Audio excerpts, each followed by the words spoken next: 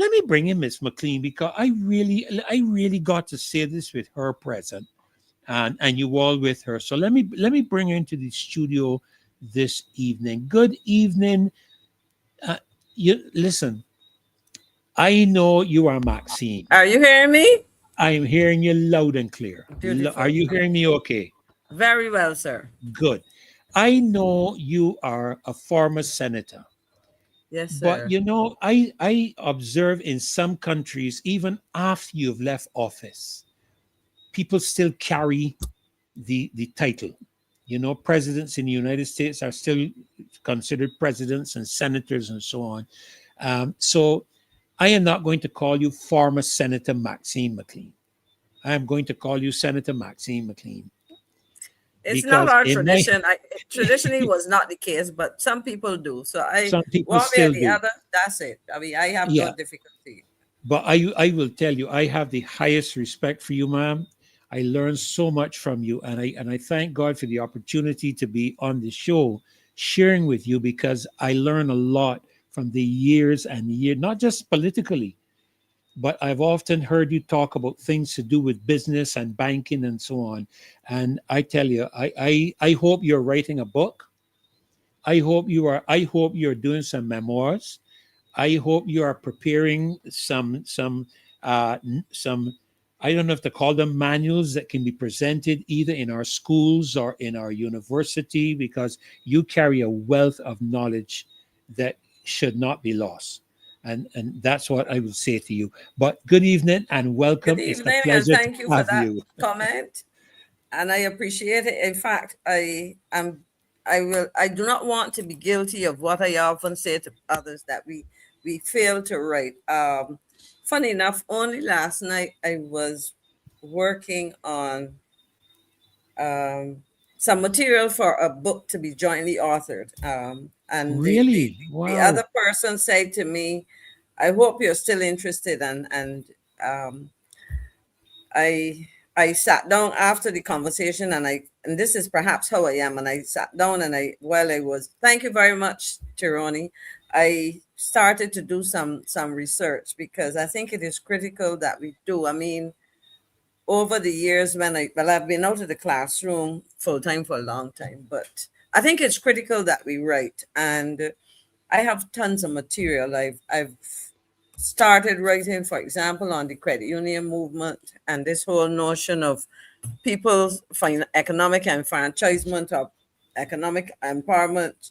Hi, Sharon P2E. Um, and I think it is important. So I will try and persevere and make the time. I tend to outline things and then I get distracted. Um, you get caught up in other things. And one of the things that I've learned, that multitasking sometimes is a good thing, but it is also a bad thing because your energies are pulled in so many Yes, directions. yes, yeah, And my son absolutely. used to tell me that I used to make him dizzy because I'd be talking to him and doing things and so on, um, multitasking. But I've been trying to follow some instructions from him to maybe focus on one, couple of things rather than too many things at a time. But I am happy to be here. In fact, perhaps because I multitask, I've been trying to grapple with so many issues that are out there Yes, and yes. seem to be left hanging. And I listened carefully to your discussion earlier. And what I want to do this evening really is to follow some of what you were discussing, because as I listen to the comments of the Prime Minister, and certainly I will speak to that after I say something about air transport and tourism, because it ties in very much with some of what you're saying. I listened to you. Hi, Sonia Grant. I listened to you talk about the Prime Minister's statements at the recent Heads of Government conference in St. Lucia.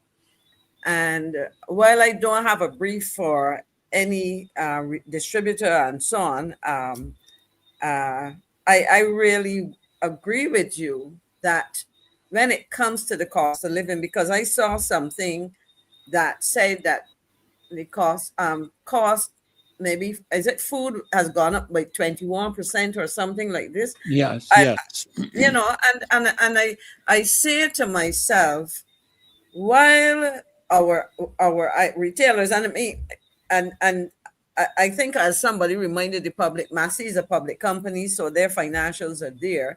And I will say this: it is not my choice of shopping for most of what I buy, because it's often more expensive.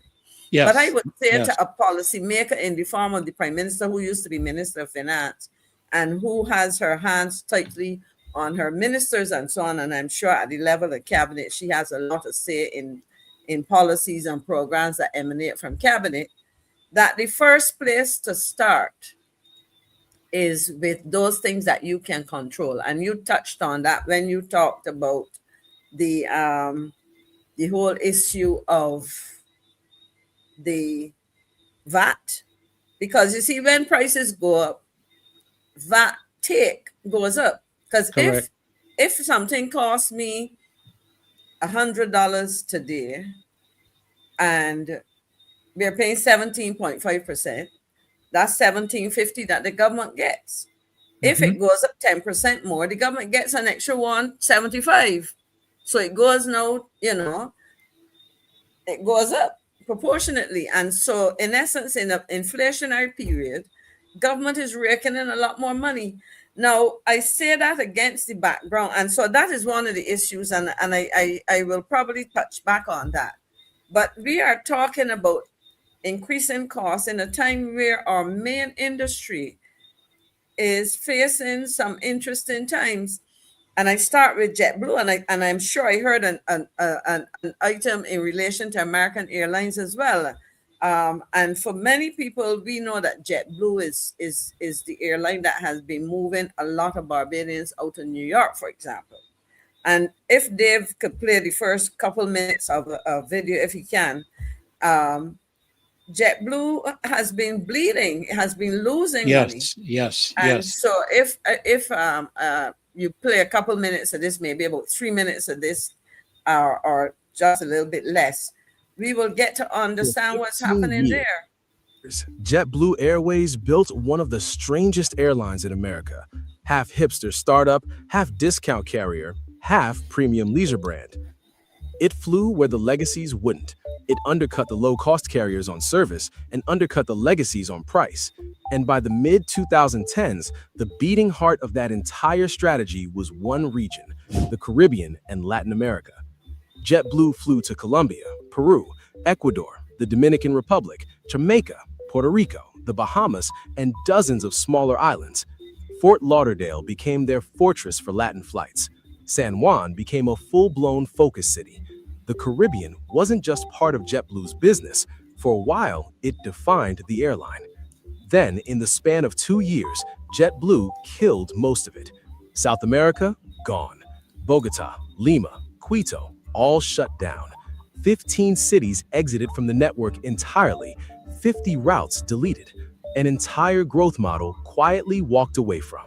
Most people never noticed. The airline just kept flying.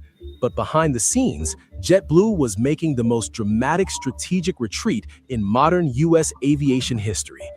This is the story of how the Caribbean built JetBlue, and how JetBlue eventually decided the Caribbean wasn't worth it anymore. Let me give you the number that frames everything.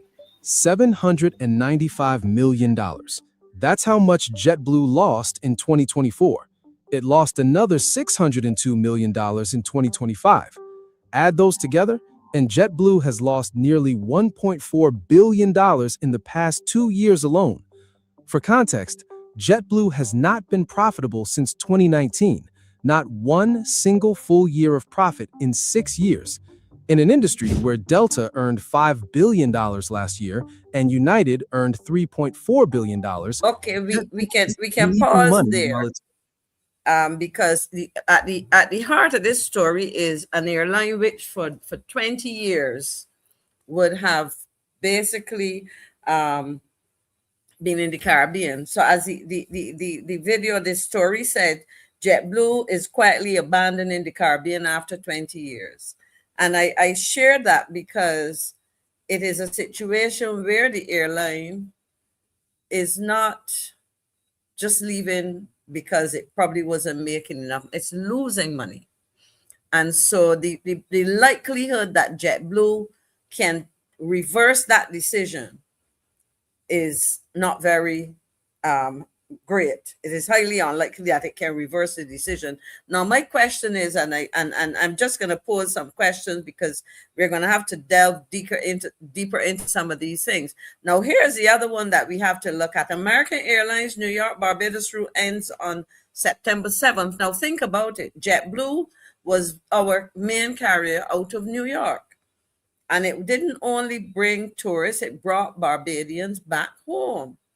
Now, I think if I am not mistaken, I think I heard a news clip where the Minister of Tourism was suggesting that this was, it says American Airlines will discontinue its direct service between New York's JFK and Barbados from September 7th, ending the route earlier than previously expected. And so the question really and truly is, with JetBlue exiting the region, and we can go and see what the timelines are, and JetBlue, as it was a main carrier for that New York route. And we know that New York airports are important to Barbadians across the U.S. Many people transited in Miami. American is there. We now have to look and see what happens. I know at some point JetBlue was also flying out to certain and at least one airport in Florida to Barbados as well. So the question is, what is the impact that is going to have on passenger arrivals in Barbados? And so that is something we have to look at. I as I said, if I heard the minister correctly, he was saying that he doesn't anticipate it to be a major problem. Now, I put that. The other issue that we have to look at when we are talking about the North American market and the exit of part of the airlift of American Airlines and the airlift, it sounds like to me of JetBlue, is the fact that the other concern we have to have is the fact that the UK market, which has been a mainstay for our industry, has not been performing well. And so the question, it has not been performing as well as we would like. And something that they do not tell you when a flight for a number of years, and again I would have to go and try and get the statistics because we are not seeing a lot of those things. The flights coming in from on, let's say, British Airways, for example, and maybe Virgin as well. Some of those passengers Barbados is not their final destination.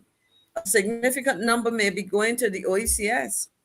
We have not been getting lost statistics. Add to that the other confusion that we seem to have had. Remember that we had a situation where recently almost, was it 26,000 plus passengers were supposed to be subtracted from the arrivals. Yes, 27,000. The arrivals 27,000. were overstated by that number. And it leads me to ask the question, how reliable are the statistics that we're getting? We have raised that on this show more than once. I certainly would have discussed it. Where we are questioning whether the same kind of statistical rigor is possible. In other words, are we compiling statistics in as reliable a manner as we have done previously? So not only are we not getting proper numbers, are we getting proper information on tourism spend? You mentioned earlier this evening that people are not spending like they were before, And so that is one of the things that I think that we need to hear some more from the minister. We need to hear some more from the Barbados Tourism BTMI, Barbados Tourism Marketing Inc. That's what it is. We need to hear from those officials, and then we need to hear from our people in foreign affairs whether or not our nationals in US are having some challenges, what's going to happen, let's say, in terms of the Christmas season, because people will get home for crop over if they're coming, but are they going to be able to um, get home for Christmas and after that in the same way that they were? So we need to get some information. And so that is one issue. Another issue, as I said, I want to flag some things, and I want to link what Can, the, can, the can sorry, I go can ahead. I can I interrupt you just for a minute, No, Maxine? no, Because interrupt. You can. um, It's not an interruption. this comment here by Uh-huh. Electronic crazy. Electronic Crazy, I did see this. As a matter of fact, I believe, and I stand to be corrected. I believe that the purchase actually went through because it took over some of Spirit's routes.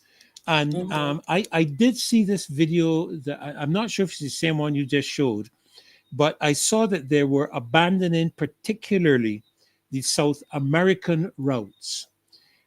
And I was looking to see what was going to be happening with the Caribbean where JetBlue was concerned.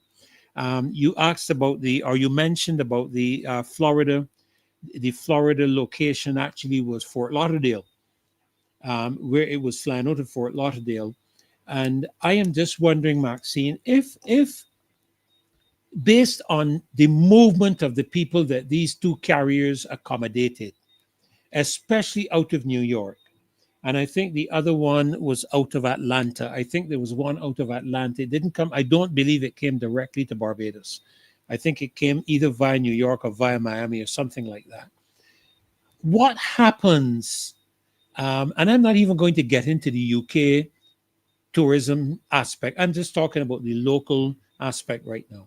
What happens if these two carry? I mean, I can't even say what happens if, because you said just now that American Airlines has indicated it is leaving September 7th, and JetBlue is considering leaving.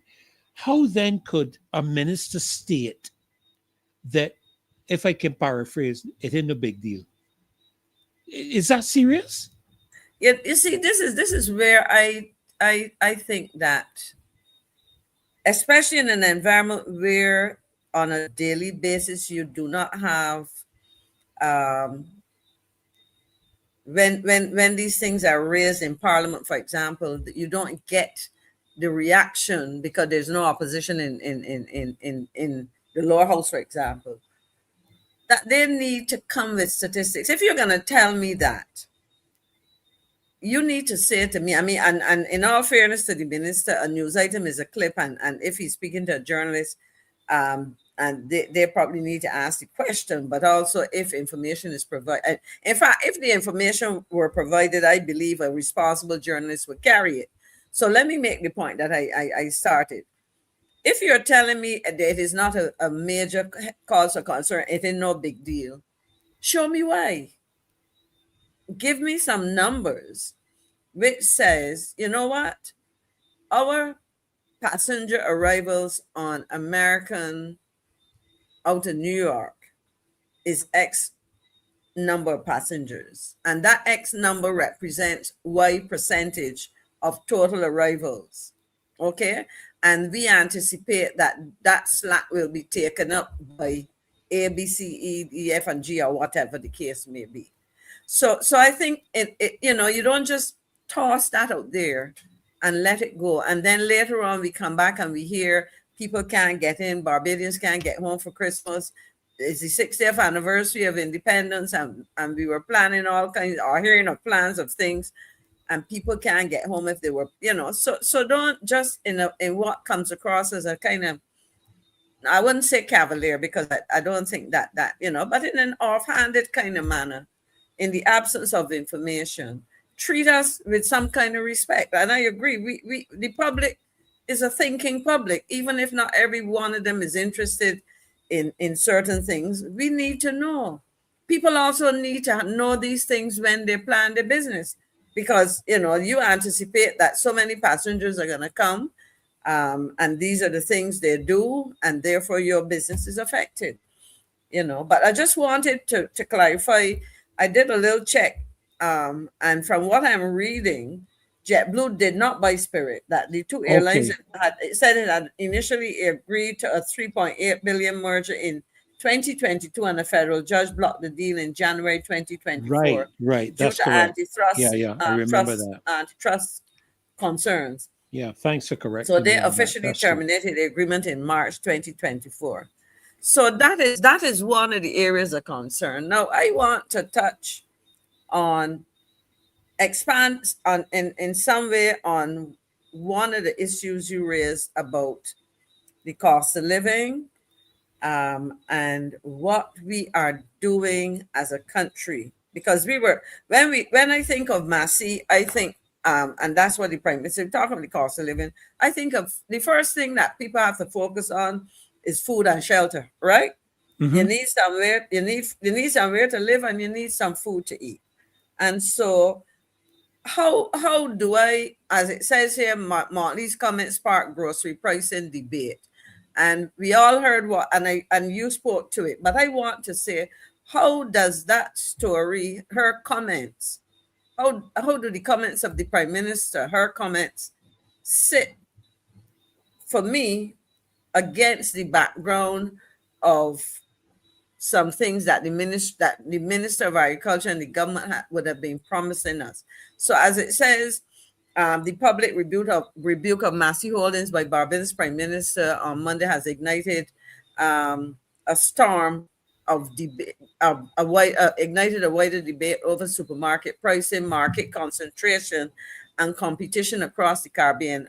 Now, I want to flag some of these things because I can tie it into something else: market concentration and competition. Um, and if you go across the Caribbean, you would notice that there are certain patterns of distribution and so on. But I want to move away now from the business to the responsibility of the government and governments. And I will step away from the pricing a little bit to make an observation that has become increasingly concerning for me over the last 3 or so years, that I have had reason to either leave Barbados and be in other parts of the Caribbean or encountered Caribbean people. There was a time when Barbadians were seen as the obese people of the Caribbean, right? Barbadians were eating relatively, compared to our brothers and sisters in the OECS, Jamaica, Guyana, Trinidad, and Tobago, our diets were less nutritious. We were eating a lot more processed foods. And as a result, from observation, and I'm sure empirical evidence will suggest this, obesity was more rampant in Barbados. I have had the opportunity recently to be at a conference where you had persons from across the Caribbean. And I've traveled to a couple countries in the region in the last, as I said, 3 years or so.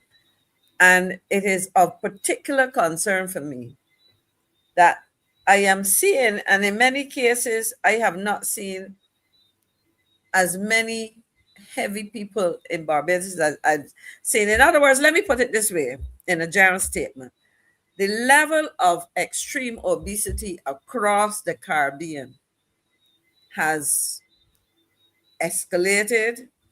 I would say probably increased exponentially, because when I thought of the people in the Caribbean, I saw people eating natural foods, foods that were grown provisions where you got complex carbohydrates, more of the fruits and vegetables and so on.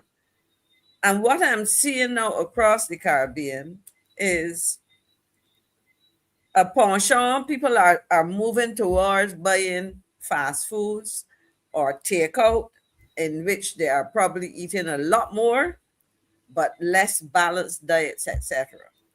Sometimes what we may also be seeing is that people may be getting belly fulls but not a belly full of the most nutritious food. And my question to Prime Minister McLean and her colleagues, while there's a debate on supermarket pricing, and this takes us back to your comments, some of your comments earlier, Pastor, what are governments doing? In the case of the Barbados government, what is the government doing to ensure that Barbadians in this case are able to access a lot more nutritious foods? And I'm talking first about local production, right?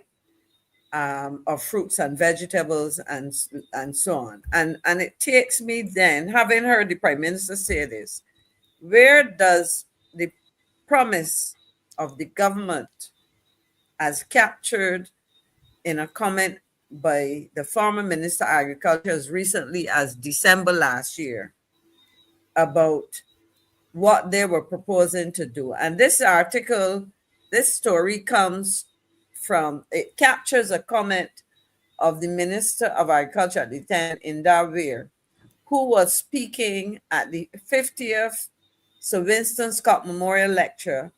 I presume after the presentation, I was speaking to the journalists, but this captures a comment where he was talking about and you scroll down a little bit.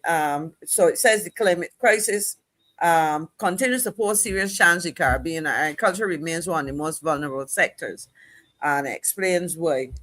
And so it says that ensuring food security is a critical national priority. So if food security is a critical national priority, the expectation of Jane and John citizen is that they will see not only effort, but results. And so I find it interesting that here, for example, during this, the minister shared, as it said, an update on several initiatives government has implemented to build resilience and modernize the agricultural landscape. And it goes on to say among the major programs highlighted was the Farmers Empowerment and Enfranchisement Drive a Field program that was created to attract more young people to the agricultural sector, according to the minister. And so they talked about the number of participants. My question is, having started that project, and what has happened? Can we hear something about the produce produced? Can we hear whether or not these farmers are able to get their produce in any supermarket in Barbados? Are they able to get their produce sold? I have on some Sundays come home from church to listen to an agriculture, to brass tacks, which and a special program on agriculture. And on multiple occasions, I have heard complaints about local farmers being unable to sell, whether it's pumpkins, melons, butternut squash, you name it, because local onions was very much in the news recently.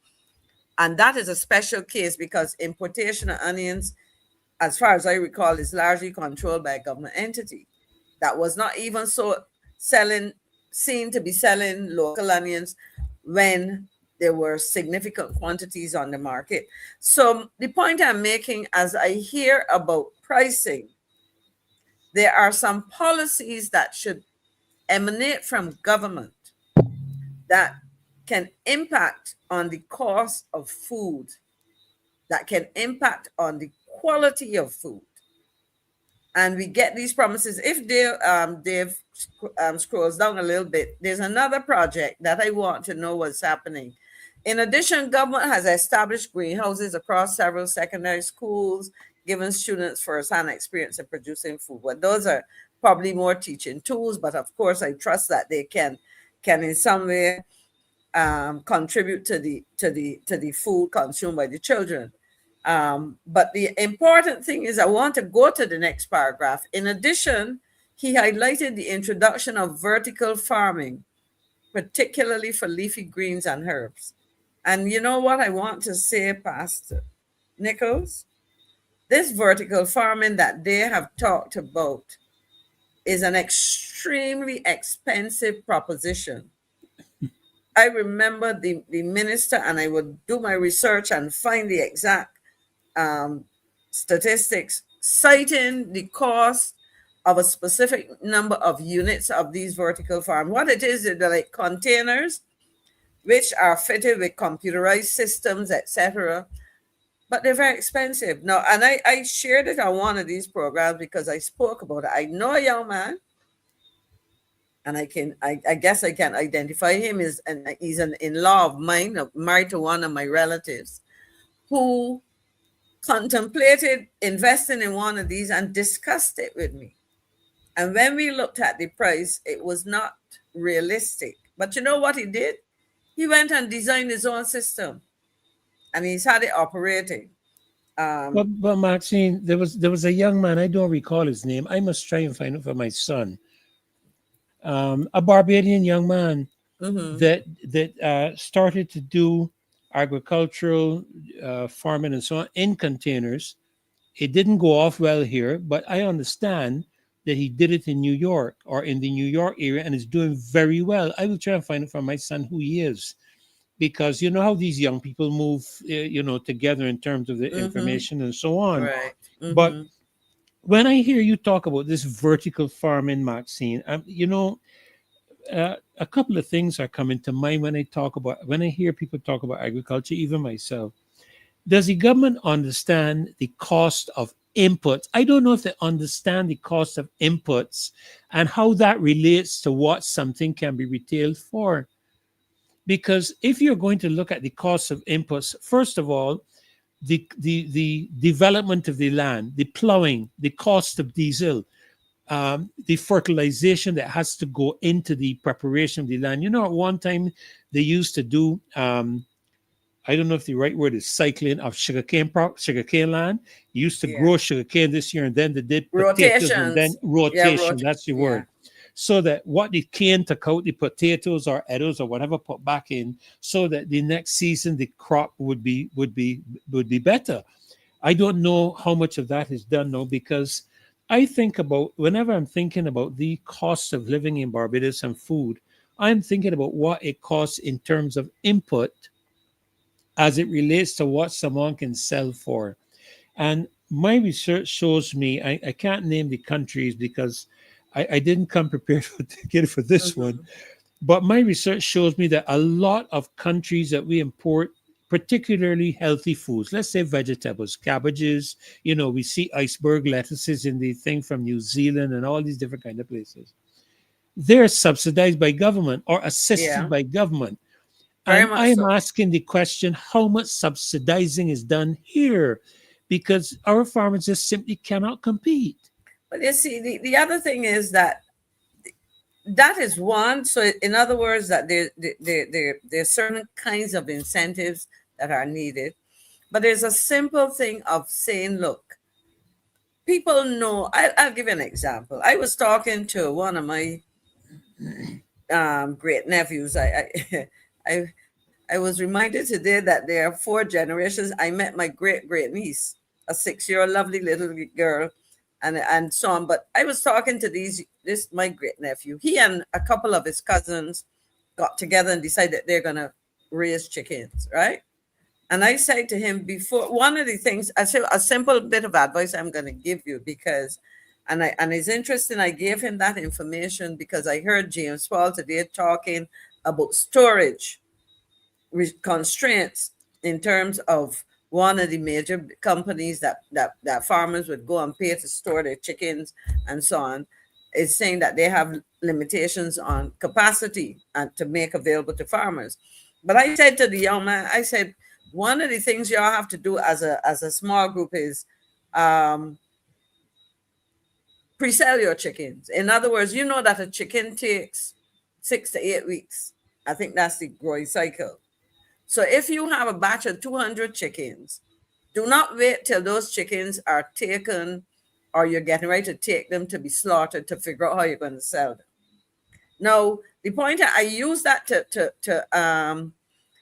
and I'll come back to Rosalind's question about rice. Well, let me say it now. That rice is supposed to be called upland rice and they don't use as much water. I don't know. So they have to come back and tell me. But the question is, should we prioritize growing rice? And I agree with the question. I mean, if it does not require significant water and it is a total move away from the traditional rice paddies, that's a different story. But back to the point I'm making. In the same way that I can advise my nephews, when you grow your batches of chickens, contract to sell them before. The farmers in Barbados and the people who grant import licenses and so on can very easily get realistic estimates of certain crops and produce and so on. You understand what I'm saying? Yes. So that in essence, rather than say, well, we don't have an idea how much onions the farmers produce, we have what used to be called extension officers, persons, technical support. I don't know what they call them. Probably have a nice fancy word for them now. Liaison, extension is what they used to call them when I was a girl. Minister of Agriculture people and the Ministry of Agriculture staff who would go out there and say, okay, we have 40 farmers planting onions. So many acres are in the field, are on the onions. And the best case scenario is that we will produce X amount to thousands of pounds. An average middle case scenario is we will produce X minus what, and worst case scenario, we will produce only X amount. So in other words, you have a set of projections which say to you, in the best case, we don't need to import onions at all for this period, or we may need to import so much. So in essence, you're not shooting in the dark, or you shouldn't be shooting in the dark. That you should be able to come and say, these are the quantities, and compile that information, and not only compile the information, monitor what is happening. Similarly, my understanding, and Haynes Ben, a former Minister of Agriculture, a man who has been in agriculture for many, many years, who used to be the head of, CEO of BAS some years ago. I have heard him speak on at least 3 or 4 occasions in recent times about these issues. And I heard him talk about the importation of pork into this country. And I would say that in one case, or in one scenario, pork is imported in Barbados for processing, for making ham and probably bacon or whatever other products. It is not imported to be sold in a supermarket, in a butcher stall. It is imported for processing. Now, I have seen where a processor might have, when they finish their production process, they may have what I for want of a better word, bits and pieces that cannot be processed to make a particular item, and they may sell pork what do you call it now, stew or something, small pieces. But what we're hearing is people are bringing in pork, and the allegation is that it is making it difficult for local farmers. And again, I say that with the necessary statistics gathered, we can project what is, if or what we need to import. So, we make a big song and dance. Ironically, that song and dance is taking place at a time when only last week I heard concerns raised about situations where people were imported. I didn't hear the minister come and refute it or share what was being done to prevent it. But we are hearing now that supermarkets have to look at their pricing. And I have no difficulty, because I believe that some prices are, when you make comparisons, much higher than I feel they should be. But I also feel very strongly, and I know that enough is not being done by our policymakers and our enforcers to ensure that we can do a lot more at the domestic level. I don't know what your thoughts are about that.